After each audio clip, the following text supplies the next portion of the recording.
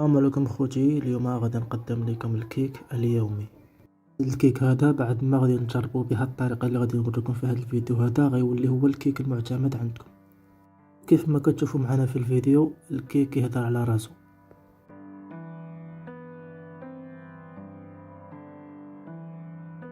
وكيف ما كتشوفوا معنا الكيك يجي اسفنجي كيف ما مبين في الفيديو.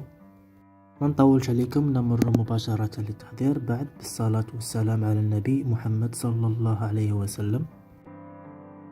أنا عندي 3 البيضات بدرجة حرارة الغرفة،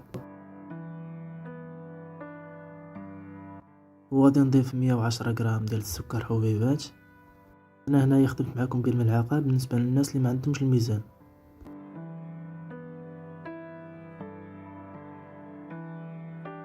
ديت كاس ديال العنبه مع مرش بالزيت، ما يعادل 17 ملعقه كبيره من الزيت.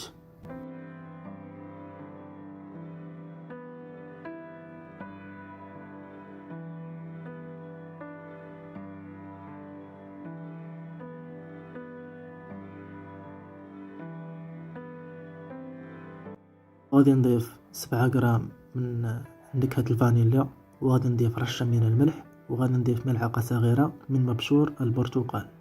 غادي نضرب هاد المكونات بالخلاط لمده ديال 3 دقائق.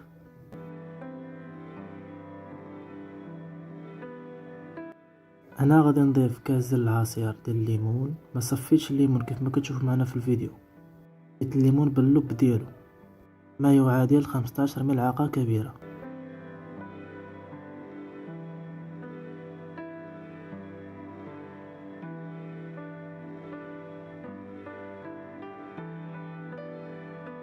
غادي نعاود نضرب المكونات في الخلاط لمده ديال 2 دقائق، وكنحصل على هاد النتيجه.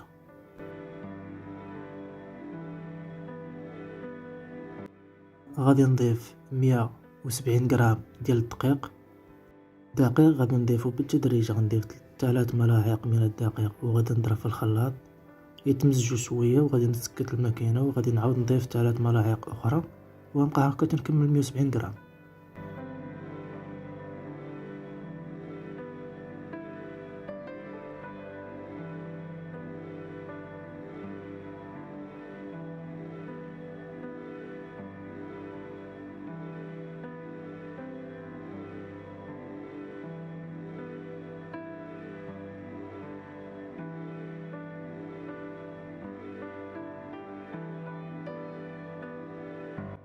انا غادي نصب الخليط في واحد البول باش اللي غادي نخدم فيه.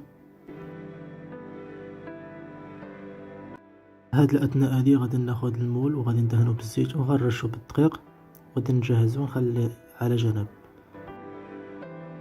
انا غادي نضيف الكميه ديال الدقيق المتبقيه اللي هي 100 غرام، المجموع كامل 270 غرام.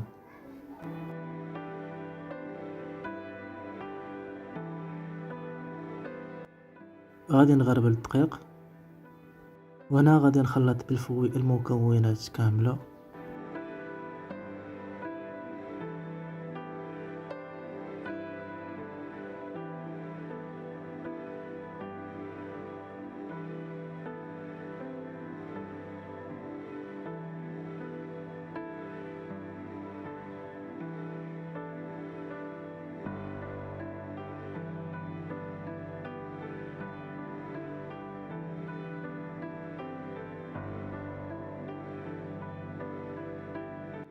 غادي نضيف 2 اكياس من خميرة الحلويات بوزن 16 غرام. غادي نغربلهم بهذه الطريقة، وغادي نضيف عليهم ملعقة كبيرة من الخل الأبيض. بالنسبة للخل الأبيض راه كيساعد الكيك باش يجي مهوي. دابا غادي نمزج خميرة الحلويات بالخليط.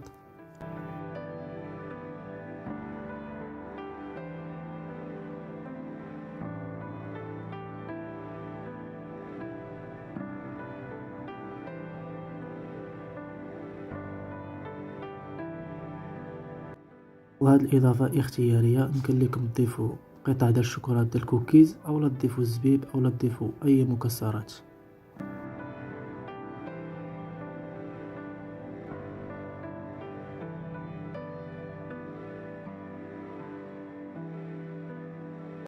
هنايا مباشرة غادي نصب الخليط في المول اللي جهزت من قبل.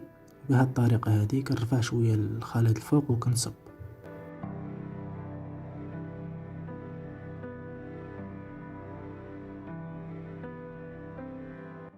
هنايا غادي ندخل الكيك للفرن، تكون درجة الحرارة منخفضة بزاف لمدة ديال 45 دقيقة. غادي نخلي لكم في وصف الفيديو حجم ديال المول والمقادير. وهنايا بعد ما خرجت الكيك من الفرن مباشرة غادي نحيدو من المول.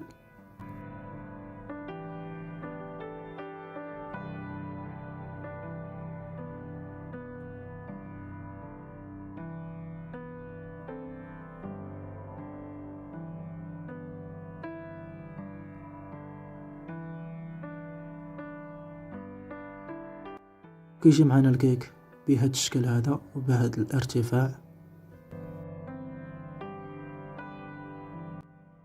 وهنايا غادي نضيف مربى البرتقال اللي حضرت معكم من قبل، راه كاين الفيديو ديالو في القناة.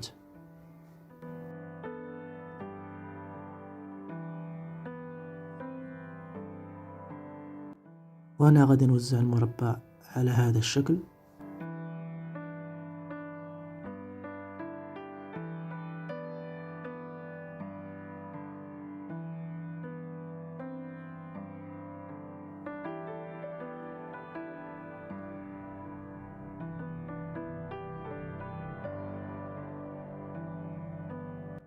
وغادي نضيف الكوك اولا جوز الهند بهذه الطريقة. اما بالنسبة لتزيين الكيك راه يمكن لكم تزينوه بالطريقة اللي كتناسبكم واللي كتفضلوها نتوما.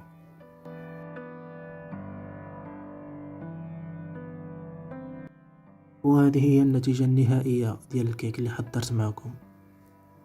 كيف ما كتشوفوا معنا هنايا الكيك يجي مرتفع وغادي يجي مهوي من الداخل كيف ما غادي نوريكم في الفيديو.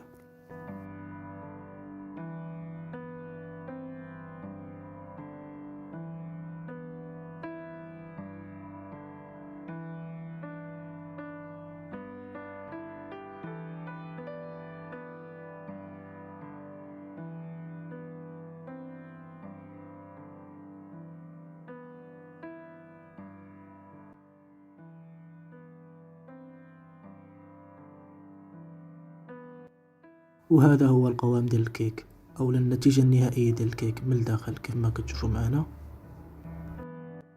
الكيك كيجي اسفنجي وكيجي مهوي من الداخل بدون طراب.